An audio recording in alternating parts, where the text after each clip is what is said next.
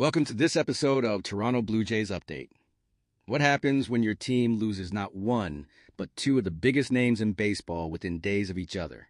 The Blue Jays just watched Kyle Tucker slip away, and before they could even process that disappointment, Bichette signed a 3-year, $126 million deal with the Mets, $42 million per season. The Bichette era in Toronto is officially over. It's genuinely hard to wrap your head around. Even when you understand the business side of baseball, there are certain players who just feel permanent. Think back to when Bo was a high schooler with that long hair or that iconic Baseball America cover where he and Vladdy looked like kids. They were the face of the future, the embodiment of hope for this franchise. But here's the reality. These short-term, high-money deals only work for certain teams, both financially and philosophically. The reports are now saying the Phillies actually had a longer-term deal on the table, but if you're Bichette or Kyle Tucker, the chance to cash in massive money now and hit free agency again at 30 or 31 with potential opt-outs, that's incredibly attractive. Good for Bo getting this payday, though. I'm fascinated to see how he performs at third base. That's not where anyone expected him to play defensively, but it's hard to turn down that kind of money with another shot at free agency down the road. Bob Nightingale reported that the Phillies agreed to Bichette's request for a 7-year, $200 million deal on Thursday night, and then the Mets swooped in with that 3-year monster contract. All of this points to one undeniable truth. Ernie Clement is probably celebrating today as the starting second baseman for the Toronto Blue Jays. This is exactly why Bichette was still such a compelling option for Toronto. The middle of the market doesn't make sense for this team. The very top seems out of reach, and the bottom tier of reserve utility infielders and backup catchers happens every offseason anyway. To genuinely upgrade, if you're taking infield reps away from someone like Clement or Addison Barger, you need more than just a big leaguer. You need someone exceptional, someone who raises the ceiling. Bichette would have done that. Cody Bellinger still could. But in terms of available hitters who move the needle, the options are getting thin. There was absolutely still interest in Bo from Toronto, but these shorter-term, high-money deals aren't something we've seen the Jays pursue. It's not that they'll never do it, but it only makes sense for certain organizations. The Mets tried the same approach with Tucker and succeeded with Bichette. They clearly have a strategy here. Bo's now in an enviable position, holding significant power while making $42 million annually. That's an incredible spot for someone his age. Meanwhile, Cody Bellinger's agent must be absolutely thrilled seeing Tucker's $60 million and Bo's $42 million deal, probably thinking they're about to land $50 million annually. It's great that baseball is finally talking more in terms of average annual value. We do this better in hockey and basketball, but baseball has lagged behind with those massive total numbers spread over 13 years. We're getting there, though, unfortunately for Blue Jays fans. It's coming with these shorter-term deals. Bellinger is going to have tremendous leverage in this market. There were reports he wanted a 7-year deal while the Yankees were closer to 5. Does he want that traditional long-term security? Does he want to escape this free agency cycle? He's talented enough to command a long-term commitment.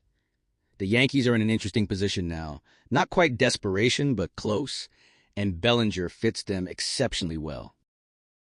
Bellinger fits the Blue Jays too, but the question becomes whether Toronto believes any remaining player is worth the luxury tax penalties and the conversation with ownership. Tucker was probably in that conversation. Ohtani absolutely was. But once you're down to Bellinger, are you willing to accept those tax implications? Are you prepared to get creative? The market is moving rapidly. It's no coincidence that Bo's deal happened right after Tucker. The momentum is building. Here's the interesting spin for Jays fans, though. Toronto doesn't have a target on their back because they didn't land one of those high-priced free agents. Instead, they stockpiled talent through multiple moves. This thinking was reinforced when a Dodgers fan asked about Toronto's offseason acquisitions and responded with genuine confusion about who these players were. Maybe that's actually beneficial because the Jays remain under the radar. The Blue Jays have genuinely had a strong offseason, and that's not being an apologist. They still need another bat, but they've made quality moves. Part of the perception issue is how early the Dylan Cease deal happened. They can legitimately say they got the best pitcher on the market. 7 years, $210 million for an ace-caliber arm. That's exceptional.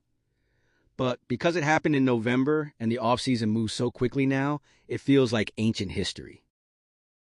The incredible attention on baseball's offseason and the constant information flow has fundamentally changed how we view these months. It becomes a "what have you done for me lately" situation, when we really should be evaluating the totality of moves. The Dodgers got the best closer and best hitter, which stings for Toronto fans, but the Blue Jays have essentially maintained their competitive level.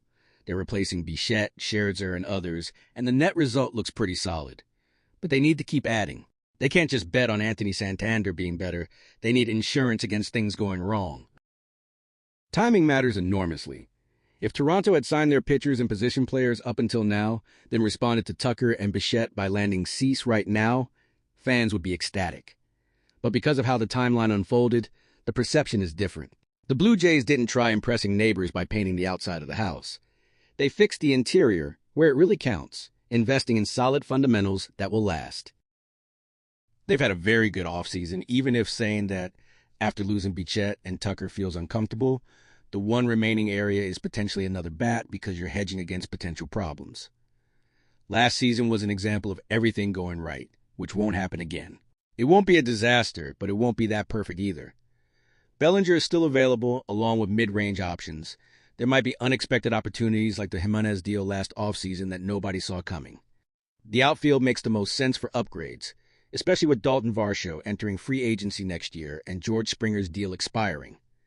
Since Vernon Wells, Toronto hasn't developed a genuine star offensive outfielder, which needs to change eventually. For now, they need to find those players through free agency or trades.